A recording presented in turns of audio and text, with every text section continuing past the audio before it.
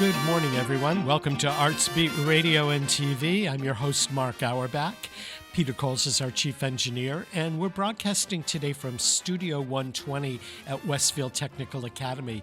Because everybody is sheltering in place and social distancing, all of our upcoming Arts Beat Radio and TV features are being done by phone and Skype. And I am so appreciative for the people that had agreed to do interviews and help us program for you, that they're available wherever they are. We are pre-taping this particular program on Thursday, March 26th, and one of the things is we talk about various events that are upcoming. Since everything's changing day to day, certainly those events will change day to day.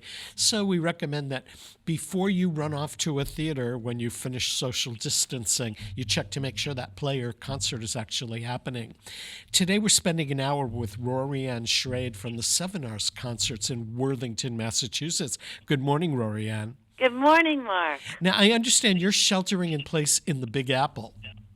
Yes, that's a euphemistic way of saying it. That kind of added a little pizzazz. It must be strange because from everything we've seen on TV, every time there's a news story, they show Times Square with no traffic at all, and people are pretty much hunkered down. As an artist who is performing and teaching, what's it like for you? Well, in some ways, obviously it's devastating in financially and in terms of just logistics. When I teach, I am now having several students on Skype, several on FaceTime, and others on, we're thinking Zoom, but I haven't gotten there yet. And keeping track of it all on top of just, the usual of what someone is playing and how it's going, and that's a little bit an element of madness now, with a small studio apartment and already a Steinway and my husband and his possessions and all. We're crowded like crazy, and now we've added a stand for the laptop to a certain number of feet from the piano just to get everything. It's a little complicated in that way.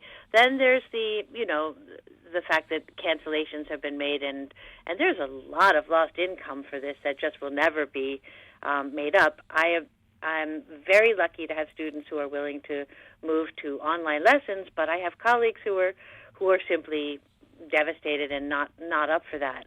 One of my friends posted something the other day, what 401k? And he's outstanding because he actually is one of the musicians who has a regular 9-to-5 job before his gigging life. And there's the gigging life, and then there's the regular, and some people are getting hit both ways because their 401ks have exploded, not in the good way, exploded. And the rest of us who only freelance are watching what we've squirreled away for our so-called retirements evaporate.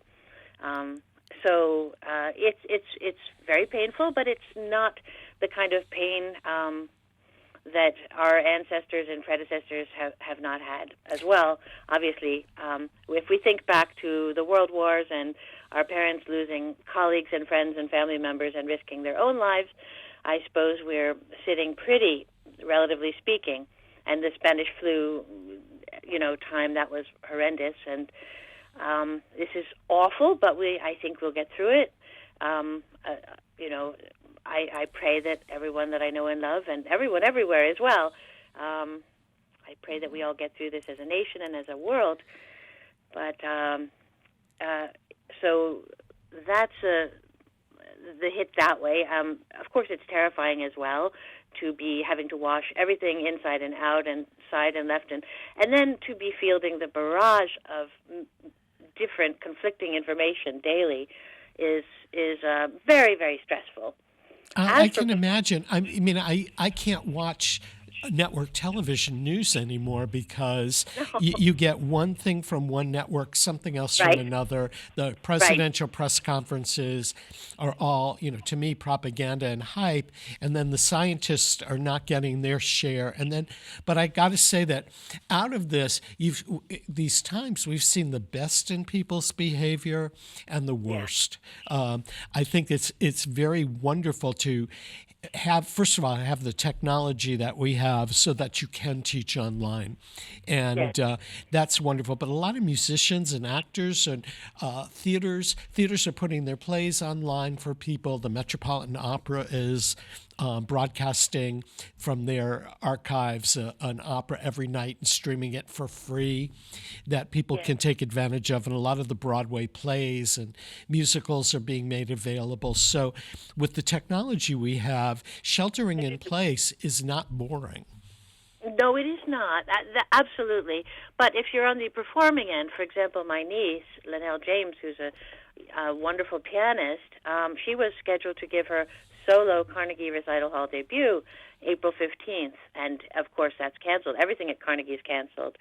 And one works for something like that for over a year. And one also turns down other opportunities because no, we can't do this concerto. No, we can't do this trio performance because we have our solo debut in April, and everything is geared sometimes for something that special, and then off the calendar it goes. So it's devastating in an artistic way as well. And of course, she could do this from her home, but it's really, a little tiny apartment and the lighting not right, and unless you're a wizard with technology, it's never going to be sounding like Carnegie Hall. Even if you are a wizard with technology, it won't sound, fantastic. So when you're teaching online, I know that when I do a phone interview here on the radio, or somebody talks through Skype, the sound quality is nothing like what it is if we were having a real-time conversation. Right. So Right. when you're helping a pianist, let's say, and you're teaching online, and you say, play me something from, let's say, Chopin, Right. play that thing. First of all, you're hearing it in a delay. It doesn't sound right. How do you teach and get around those idiosyncrasies that's not the student's fault nor yours? There are ways. Well, if someone is at the point where they're being preparing for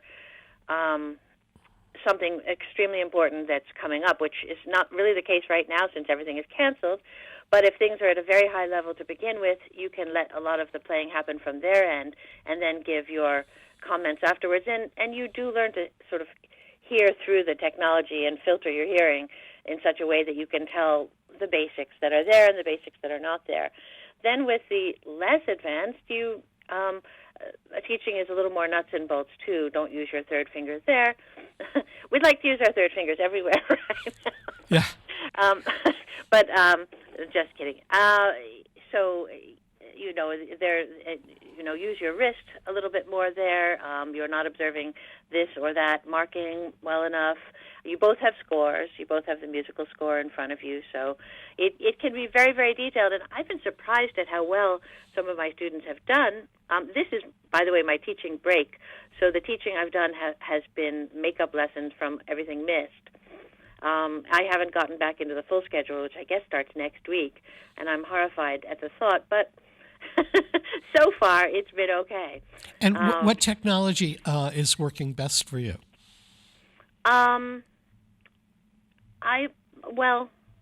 I kind of hate it all to be honest, and I think some of my students find FaceTime easiest. I managed to make friends with Skype. I have yet to really get to know Zoom. So, and I know there are others too, but.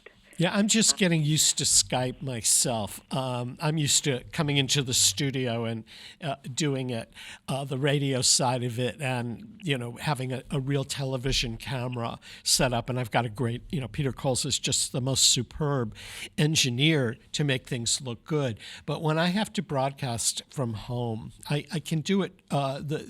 I can do the sound part of it, but when I look at myself at Skype, I mean, Skype puts like 30 pounds on me, and I cannot. Any sense of glam or chic or style is totally gone.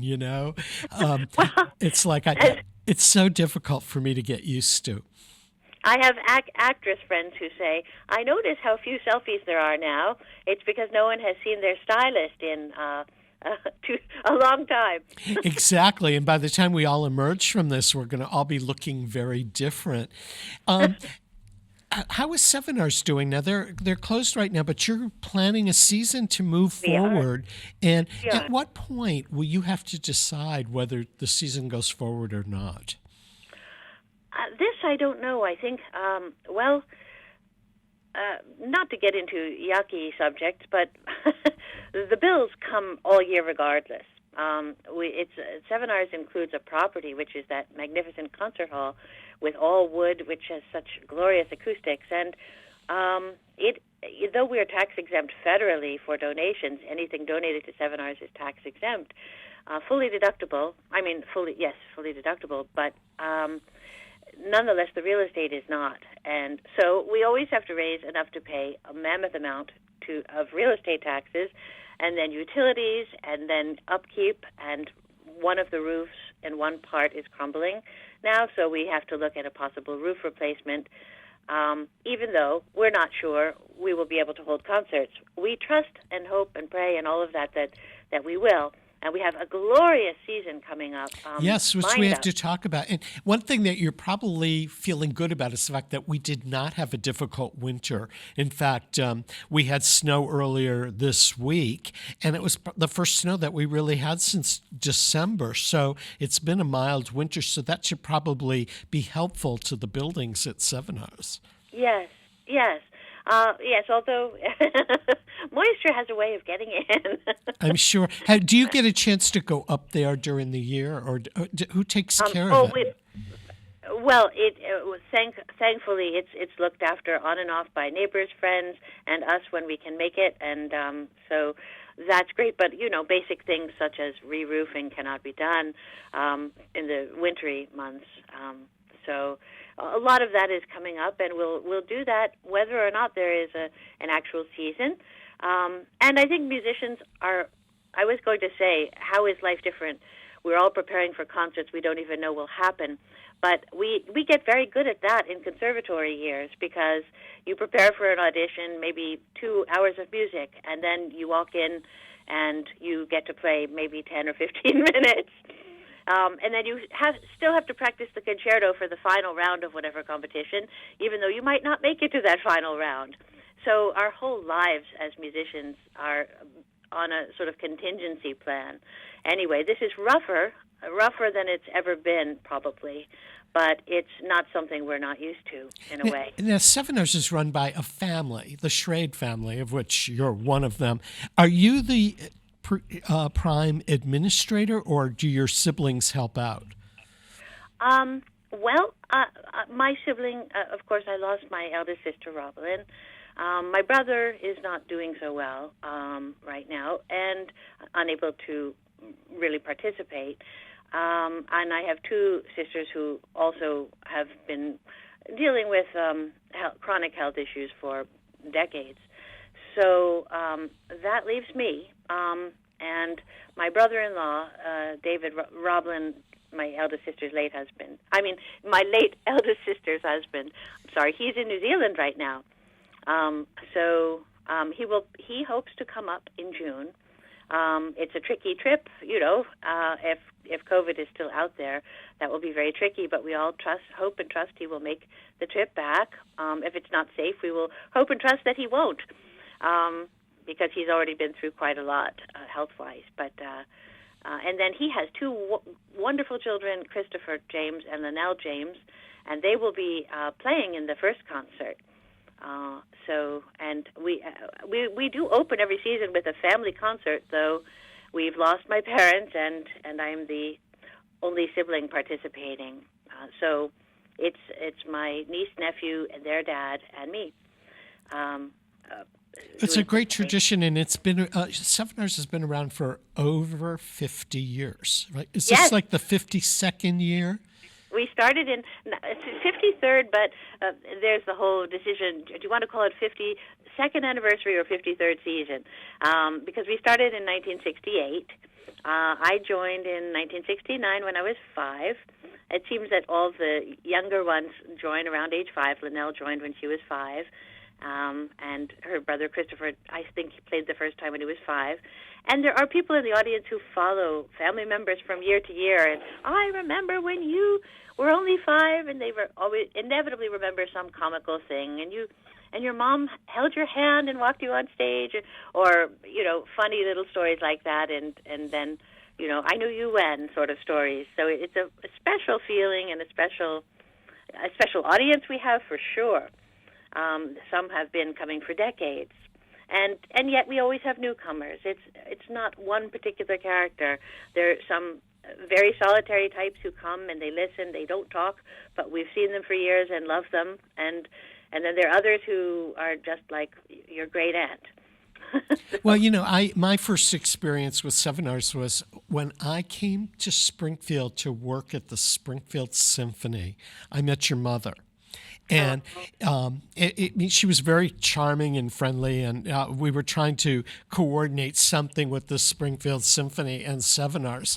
I don't even remember what the project was. It might have been sharing mailing lists or something along those lines. And then I left the symphony and moved away from New England, and then came back and eventually got involved with Stanley Park in Westfield and kind of reunited with her. And she had remembered me from my symphony days, and she was always one of the most wonderful people. And I always looked forward to it. And she was the one that introduced me to Sevenars. And she said, "Will you just come up on a Sunday afternoon at 4:00?" She says, "Go hiking in the Berkshires or go do what you want and come hang out with the family." And that was my introduction to Sevenars. It would not have been something that my interest level and arts-wise that I would have thought about going to see. And I've been hooked ever since.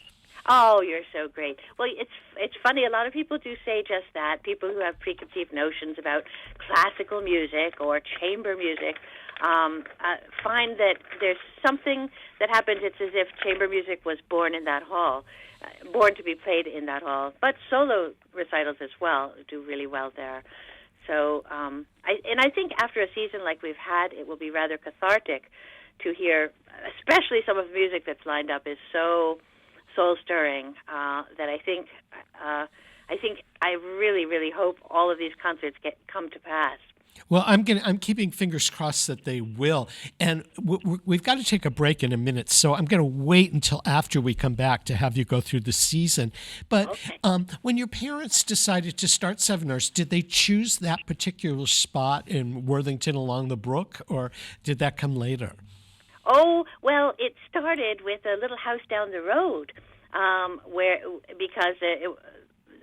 with 5 little children in Manhattan in a teeny tiny apartment. Well, it wasn't so teeny tiny, but for 5 it was. For 7 people to live in it, it was. Many people think it's very large by Manhattan standards, but 7 of us squished in there. They had to get away, so they found a little rundown former hotel. And that's where we all stayed until from 1960s, until the Academy building became available. And it had been occupied by someone who collected. Nowadays we would say hoarded. It was filled with oil cans and all of that. And we cleared it out bit by bit, all of us. I remember dragging a gigantic lead pipe out of there. I still have the hernia to this day. Truly. And we cleared it, and our parents managed to drum up funds to refurbish and renovate and install lolly columns in the basement. So they made it what it is today, and it's a beautiful hall. It still takes a lot to maintain it, but it's wonderful. It's as if it was meant for music. Rory Ann, we're going to take a quick break to acknowledge the underwriters that make Arts Beat Radio and Television possible.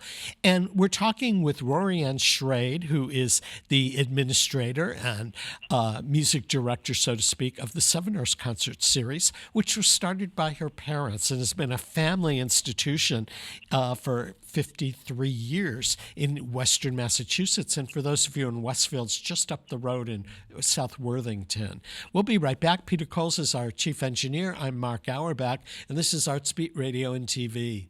Support for community radio on WSKB is provided by Betts Plumbing and Heating Supply Company, an independent, family-owned wholesaler serving Westfield for over 50 years, specializing in plumbing, heating, and industrial piping supplies. On the web at bettsplumbing.com or at 14 Coleman Avenue in Westfield. Underwriting is brought to you by Boise Cascade Distribution, providing products and services needed for building material dealers, home improvement centers, and industrial customers. They offer everything from engineered wood and plywood to Drex decking and railing, James Hardie siding, and Advantech subfloor. Located at 33 Fowler Street Extension in Westfield and on the web at bc.com, they are committed to providing quality products, great service, convenience, and value. Support for the community programming of WSKB is provided by the Dunkin' Donut Shops of Westfield and the Sardinia family. It's nice to know that even as the world changes, Dunkin' Coffee remains the same at 7 convenient locations throughout Westfield. Underwriting support for the community programming of WSKB is provided by the Greater Westfield Chamber of Commerce, the voice of business for the Greater Westfield communities. Informing, educating, advocating, the Chamber provides opportunities for members to make meaningful connections on local, regional, and state levels. For more information on the Chamber's many events, workshops, and programs, as well as the benefits of membership, visit westfieldbiz.org. The Chamber focuses on the most important economy, yours. Listen to me, Michael Buster McMahon, Mondays 8 to 10 a.m. to learn the stories behind your favorite songs. Or don't. I'm not the boss of you. Community Radio 89.5 WSKB.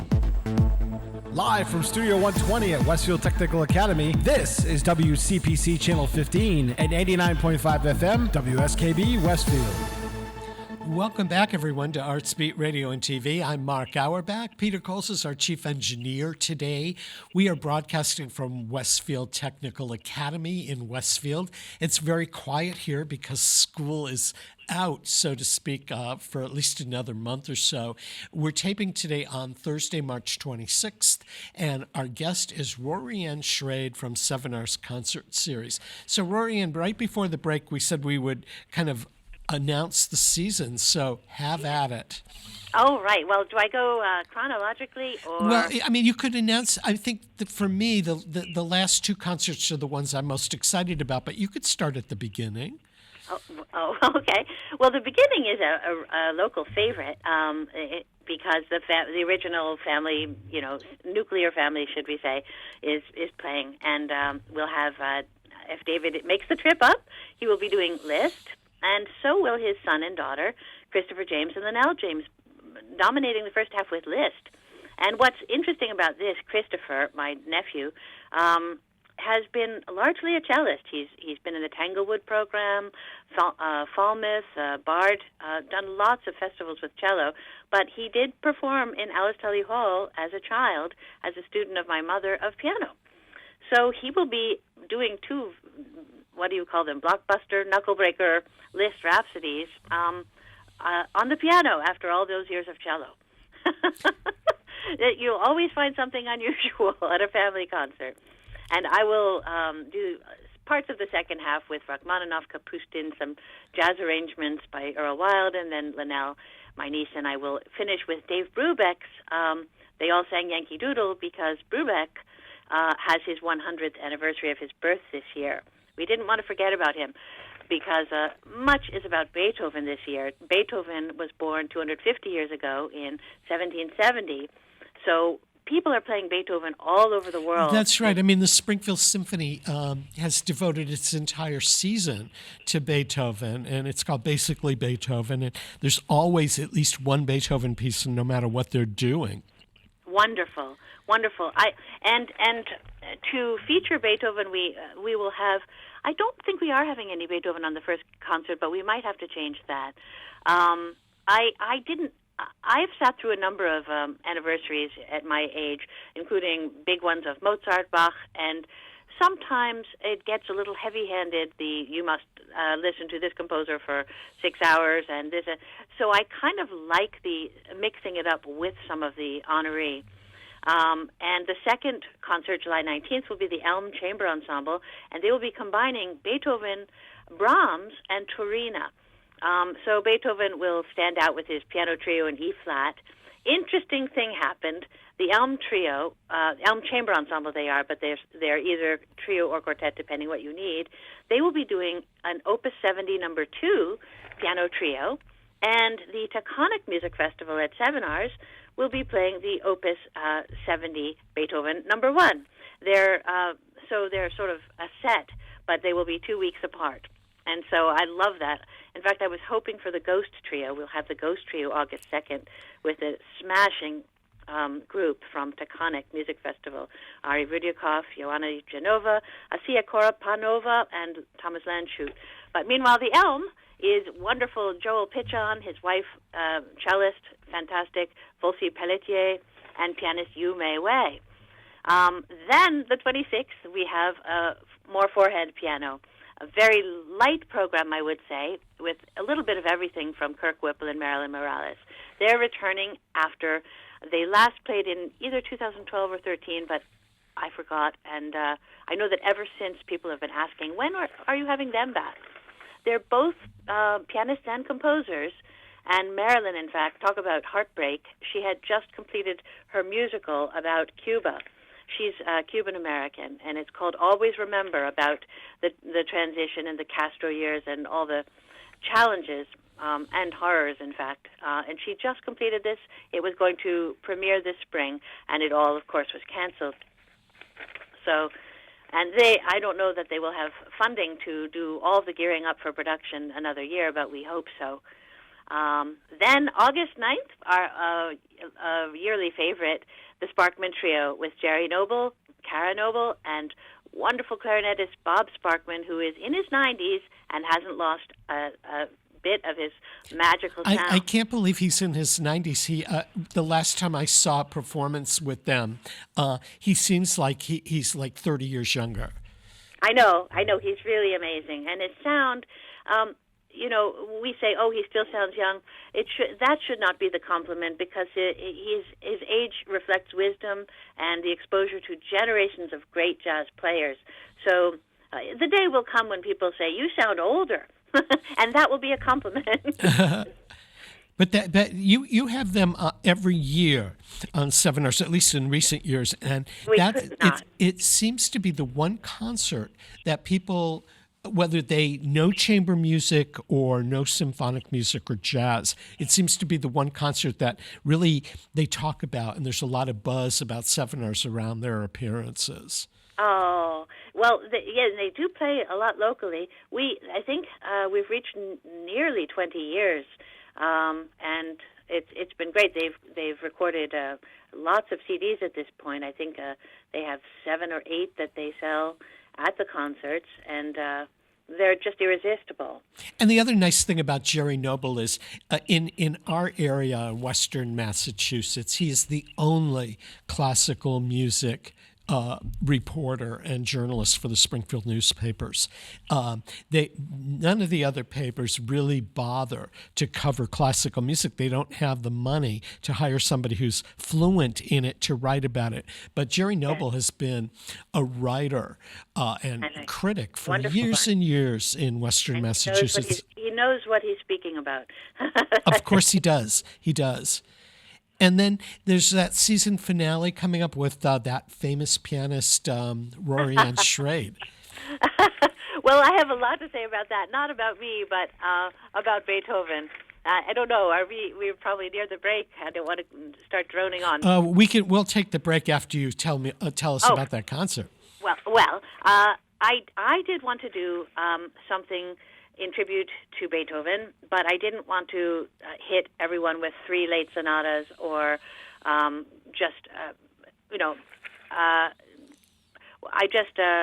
there are a lot of people doing complete cycles of all 32 Beethoven piano sonatas, and it's not that that's dull ever. It's certainly not.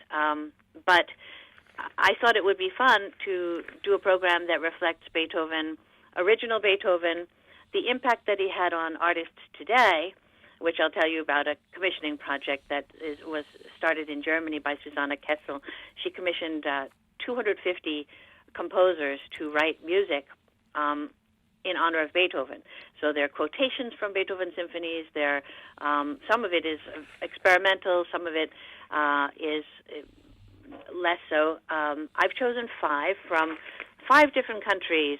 What are they? Guatemala, Norway, Netherlands, Australia, South Africa, United States, Indonesia. I know that's more countries than 5. Some of them are from 2 countries. So anyway, 5 pieces. It just amazes me that really there's no corner of the world which is not touched by Beethoven in the year 2020. These are not pieces that sound like Beethoven or are even trying to, but they have individual voices, but they've been touched by Beethoven nonetheless. And the second half will be a symphony arranged by Liszt, Beethoven's first symphony, and the Liszt transcriptions of the symphonies are phenomenal and quite challenging and wonderful, and I guess it's in keeping with the whole social distancing thing not to have orchestra members right up against each other, because it's just me with me. That's cool. Before we go to the break, is the season posted online at this point? It will be, and that would be sevenars.org. Okay. We're just getting that up to date very slowly. Terrific. So we're going to take a break. We're talking with Rory Ann Schrade from Sevenars Concerts. I'm Mark Auerbach, your host of Arts Beat Radio and TV. Peter Coles is our chief engineer.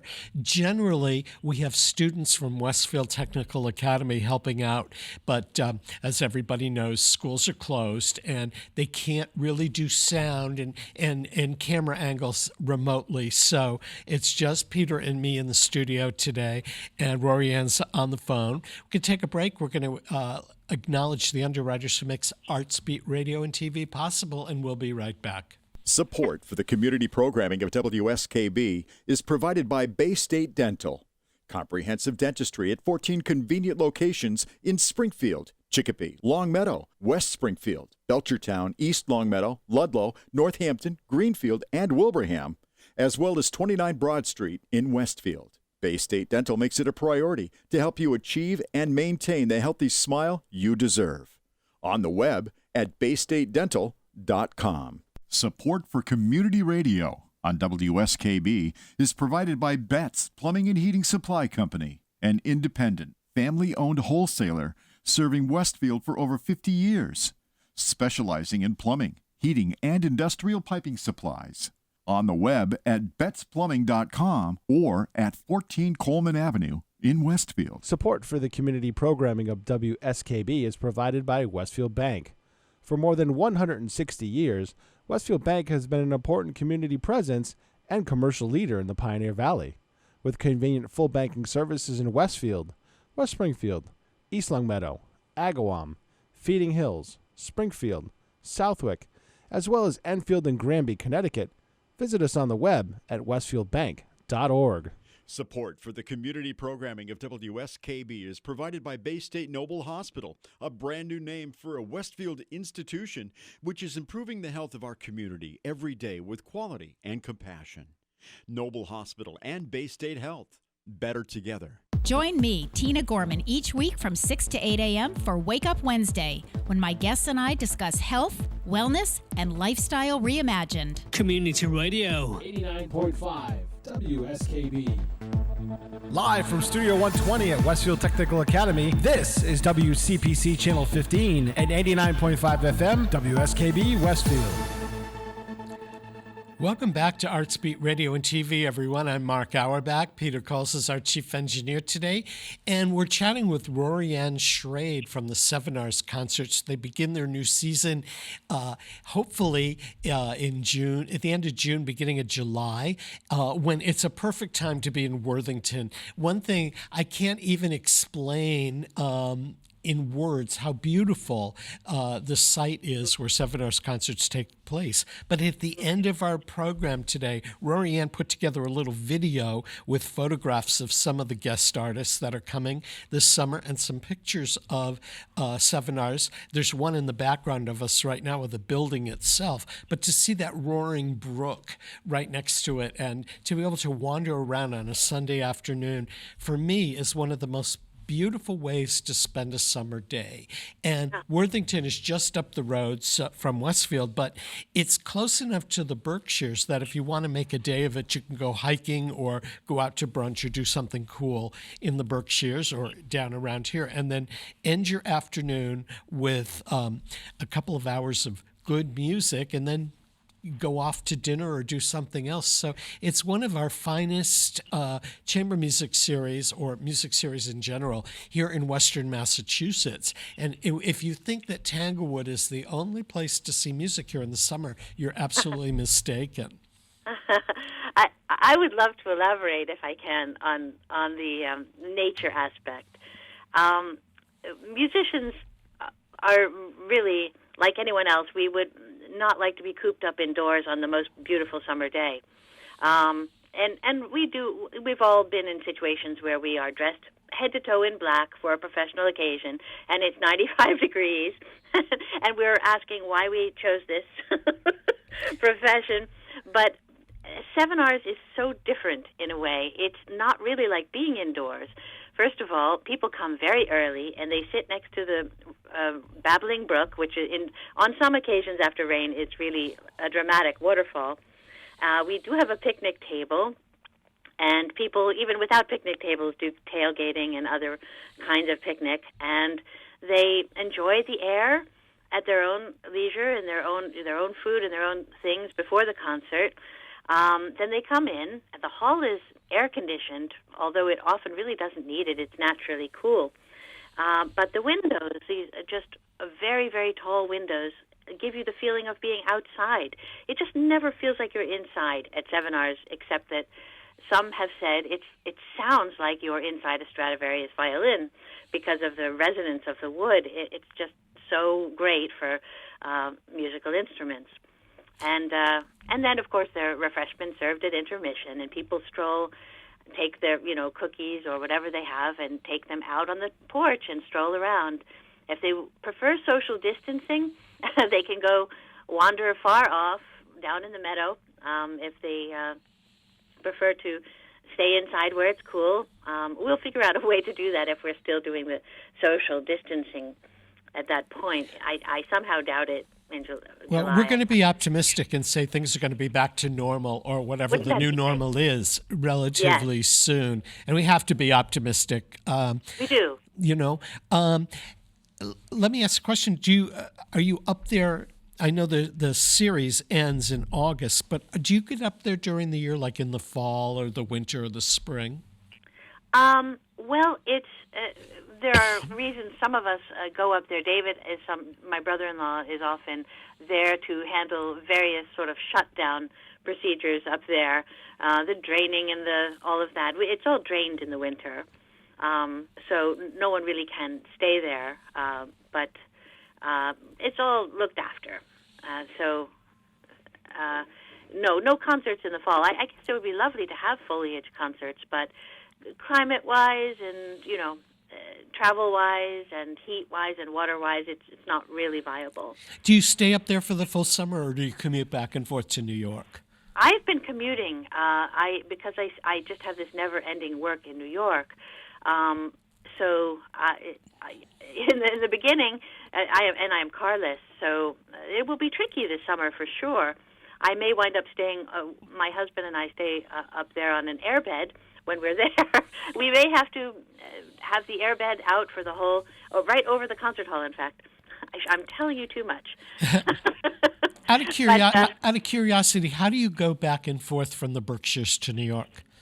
Well, what I have done is I've taken Greyhound or Peter Pan to Springfield or Northampton, and then sometimes Jeffrey, who prefers to do the driving because he doesn't trust my eyesight, he will rent a car in Springfield, and just for about a day and a half, I guess it's a day or two, even though and then get us back to the station.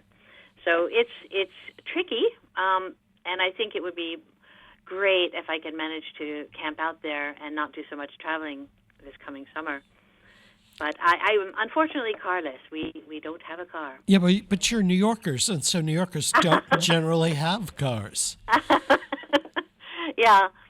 So we manage 6 or 7 weekends of high travel, and sometimes with cookies and cakes in tow, but for the refreshments. I mean, when I moved to New York, I thought I would keep my car, but I lived in Hell's Kitchen, and I found very quickly that you had to move your car so many times during the day that moving the car was more exhausting than just leaving the car in Massachusetts and taking the train back and forth, because the trains now run hourly, which is wonderful. Which is great, yes. So, well, yes, I remember some of my fondest hours with my dear mom were waiting in the car with her for alternate side parking switches. Yeah, I remember doing that too. I mean, I was a master at that. And, knowing when to park and get your car in space. I lived in the theater district, and you had to be parked like at 5:30 or so when the throngs of people came with the limousines that double parked and everything else. It was a lifestyle that I'm really glad I don't have to live now. I mean, the car goes to one place and stays there.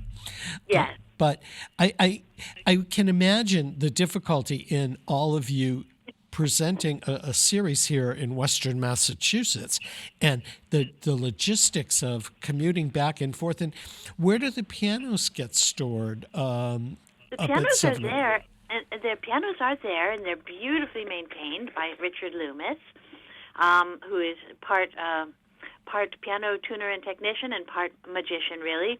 He really can bring out wonderful things in the piano. They're gorgeous Steinways.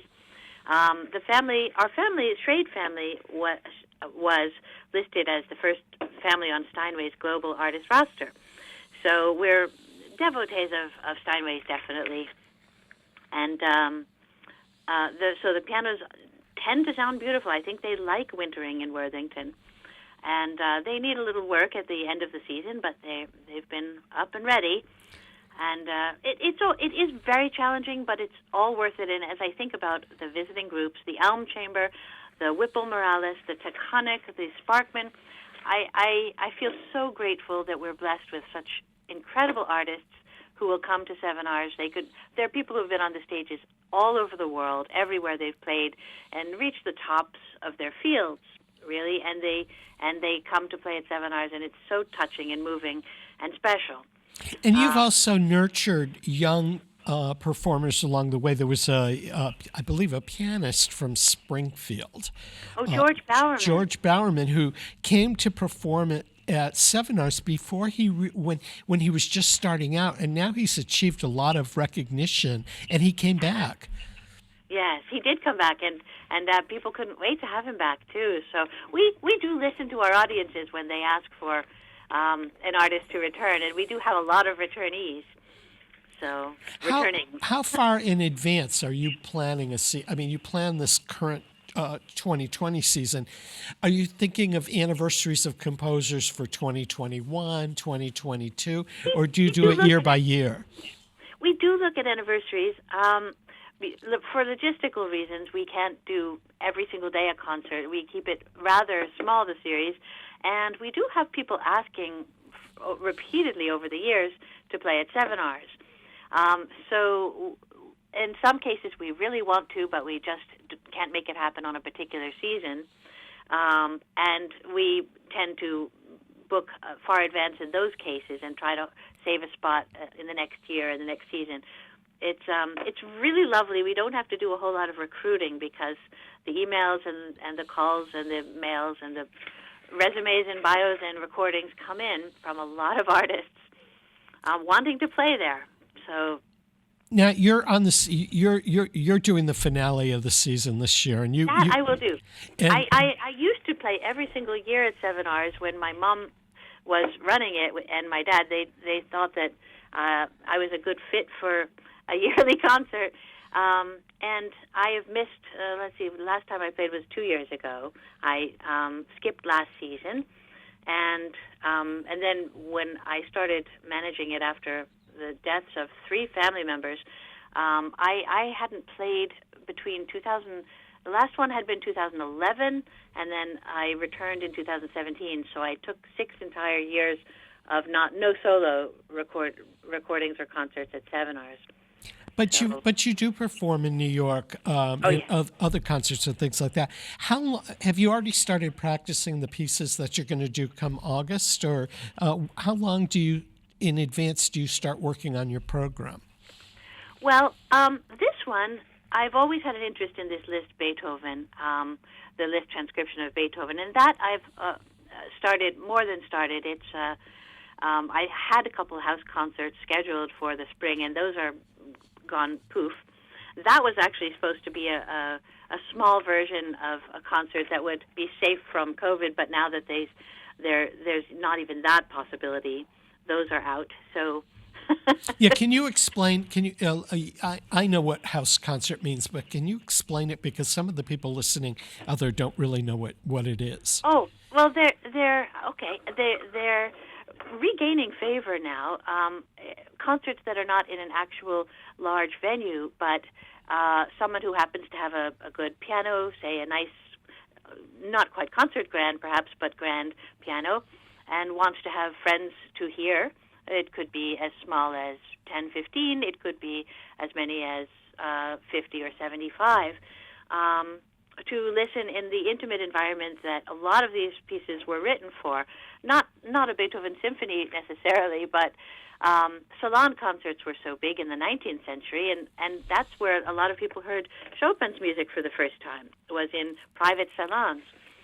So, and there was often a movement of a Beethoven thing, a movement of Chopin, Mendelssohn, and at these salons, and they were intimate, and they were, I suppose, relaxed for those days.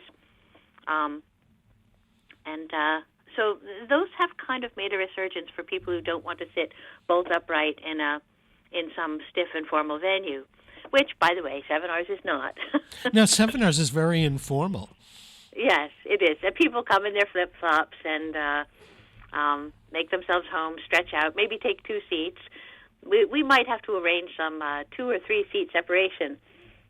Well, no, hopefully, we've got to be optimistic. Hopefully, you're right. By July, we'll be able to sit closer than 6 feet apart. Or let's think positively that will happen. Yes. So, in looking at your own work besides Sevenars, are there any composers that you're working on now that you'd like to debut performing? Do you have a repertoire wish list? I do. I really do. And some of that I probably shouldn't be talking about yet, just because it's not formed fully developed.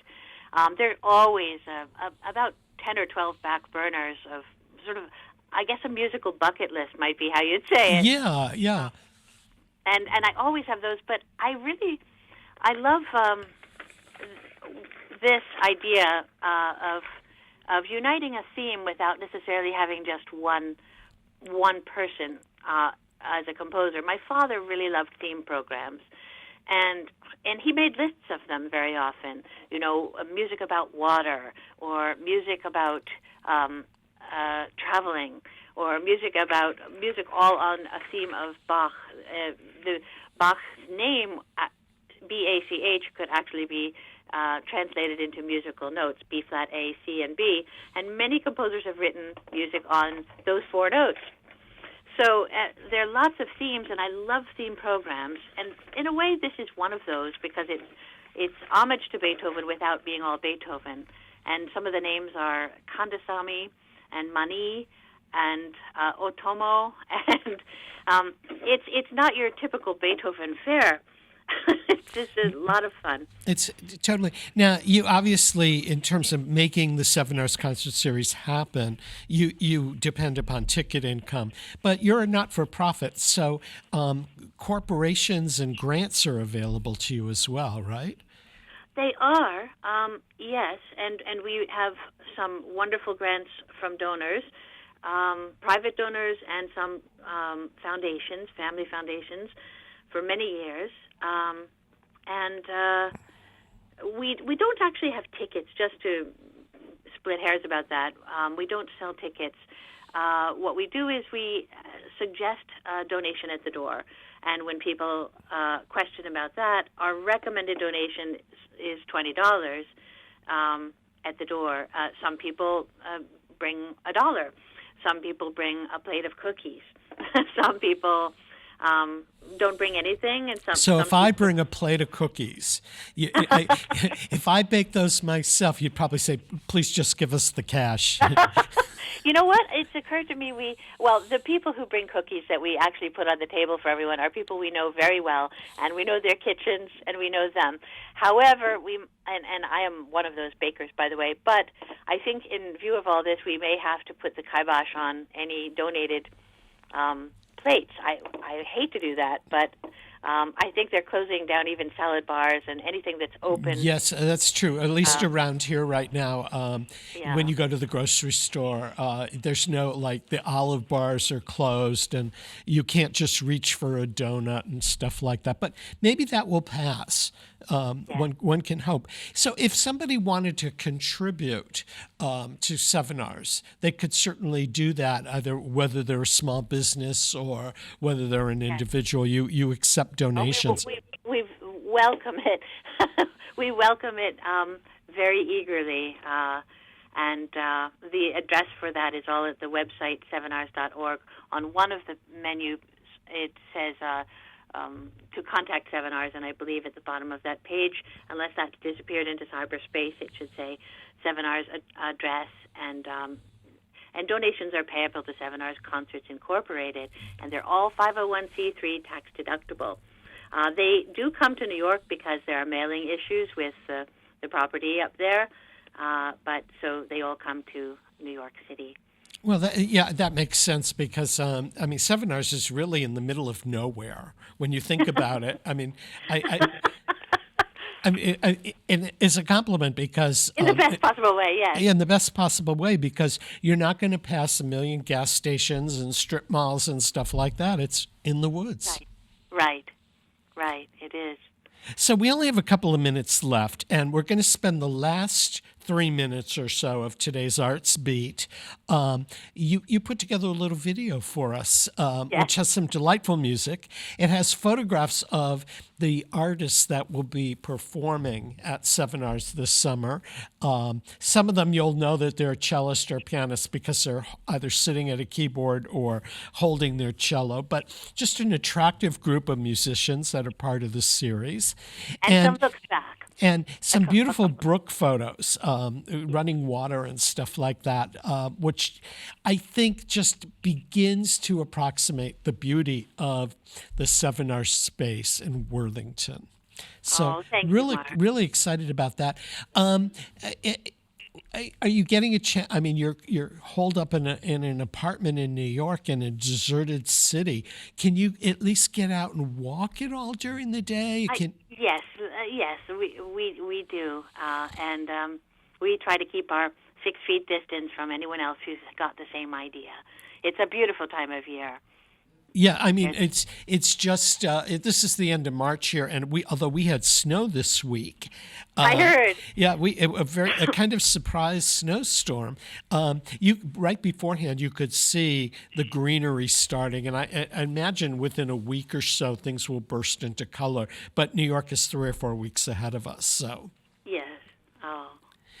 So, I can't thank you enough for having me on this. It's always great to have you, and I think that people should be aware that Sevenars is really a resource that we have here for not only entertainment but enrichment. And it's one of the unique things. You don't see series like this in other parts of New England, and certainly you would not have an informal concert-going experience like this in New York City. I mean, I don't think there are any places that you can go to hear classical music or jazz performed with a brook running in Manhattan.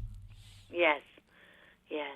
And it must be great for you also to be able to reunite with your family members. It's kind of like a family reunion every weekend. Oh, well, it's certainly the opening concert is that way, and that's a barrel of fun, that one. And the others, all of our audience is family, really. That's how we feel. I mean, the second you walk in the door, we are all connected through music. And people feel very free among the audience to let you know what music they want to hear or what artists they like. So there's a constant open dialogue. There is, yes. Well, this is terrific. So we've been having this fabulous chat with Rory Ann Schrade from Sevenars Concert Series, and they have a website, sevenars.org, which you can check out and find information about the concerts, where they're at, and make plans during the course of the summer to spend a late Sunday afternoon at one of the Sevenars performances. Rory Ann, thanks for joining us. Thank you. Next week here on Arts Beat Radio and TV, we're going to have a chance to talk to an old friend, somebody who's been on the anchor desk with me for years doing Arts Beat Radio and television, someone who had his own program here on WSKB, the Westfield News Show. Patrick Berry will be joining us. You know Patrick as the former publisher and president of the Westfield News Group. Maybe you know Patrick Berry now as one of the co-hosts of television's Mass Appeal on TV 22. He's also the co-founder of the Westfield Concerts, which has had a wonderful season until the COVID-19 crisis, and they had to cancel and postpone their final two concerts of the year. So Patrick will be joining us next week. I want to thank Rory Ann Schrade from Sevenars. Peter Coles has been our chief engineer today. Thanks to the folks at Westfield Technical Academy. We'll be back next Friday with another edition of Arts Beat Radio and Television.